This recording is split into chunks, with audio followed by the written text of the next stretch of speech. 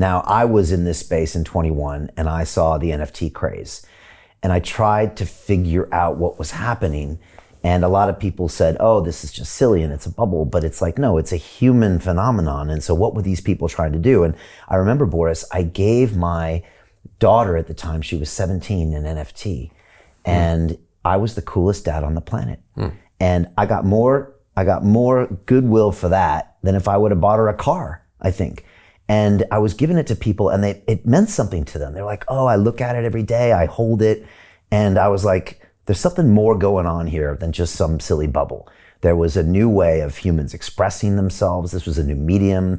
There was, like you said, provenance. There was, you could prove ownership. There was something going on. Now, obviously the NFT was kind of a craze. It was up, it was down, but now we still see now memes coming. What did you make of that NFT craze? What did we learn about ourselves? What did we learn about blockchain? What did we learn about digital art in that process? Because a lot of big auction houses embraced it, and I couldn't believe it. It was like when I think of Christie's, I think of something that's been around for hundreds of years, and they're super old school, doing oil paintings, and all of a sudden they were involved in NFTs, and I was like, wow, they embraced this as well. So, what did you see in that world? Great question. There are so many angles that we could explore answering it. First of all, I have an 11-year-old who makes NFTs now. Wow! And then he displays it on a digital frame that is sitting at his desk. So he makes them, he enjoys them, he hopefully will, with permission, trade it with his friends. We'll see about that.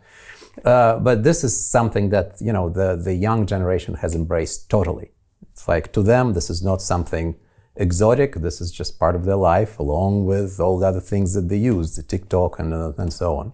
So this is like this culture of creation that is now married with the culture of ownership. So you could create digitally or before, but you couldn't own that digital file because it just goes and gets replicated in millions of copies. But with NFTs, with digital, with blockchain specifically, you can now own it. So this marriage of creative and ownership is where the magic happens, because finally you can commercialize your digital creation in a profitable way. So, but going back to your question.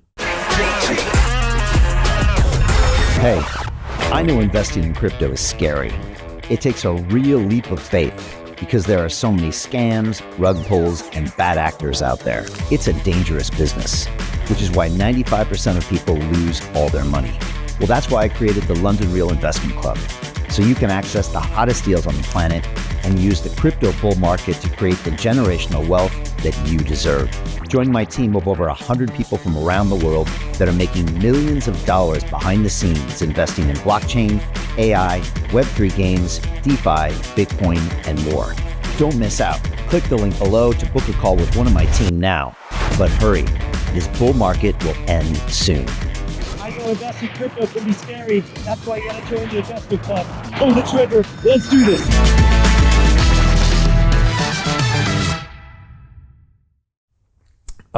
What did we learn about ourselves? I think that one thing that we learned is that the history keeps repeating itself. And the history is basically, whenever there is new technology, usually it outpaces its use cases, and then people infuse that technology with all sorts of weird use cases, and that creates a bubble. And then that bubble bursts because those weird use cases are no longer, interesting to people. And then it comes back to earth, and then the real productive use cases start filling that technology.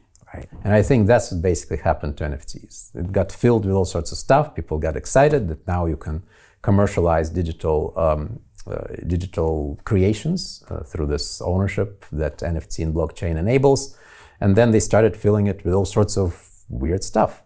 And then some of that weird stuff became, I would say, validated art. I think that some of it is going to survive and pass the test of time, but the majority of it will not, and that's why the bubble burst. And so now there is a new generation of content that is quality content, that's validated content, that is a content that is going to take this vessel, which is the NFTs, and kind of start filling it with quality things, right? And so I think that's basically what we learned, that the history, it always works like this. New technology, lack of use cases, strange use cases, then crash, then real use cases. So it's sort of the same.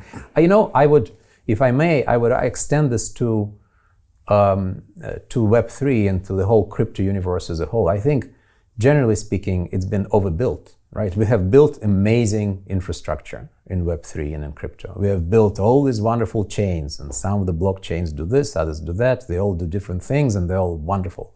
We built wallets, we built, all sorts of DeFi tools. We can now trade, we can now do all these things with this infrastructure. But there is not much to trade. There is not much to do. There is a lack of real world use cases. So what happens, people start filling it with other things, like meme coins, or whatever is the thing of the moment that people invent. I love meme coins, I invest in some of them myself, so nothing against meme coins, but I think this phenomenon, this pattern of filling the technology that's been, in a sense, is ahead of its time with use cases that are of questionable quality, applies to Web3 and the crypto universe more broadly. I think our task, and this is basically where we come in, is to create this new quality content, create these new quality use cases to fill this wonderful infrastructure with. To continue watching the rest of the episode for free, visit our website londonreal.tv or click the link in the description below.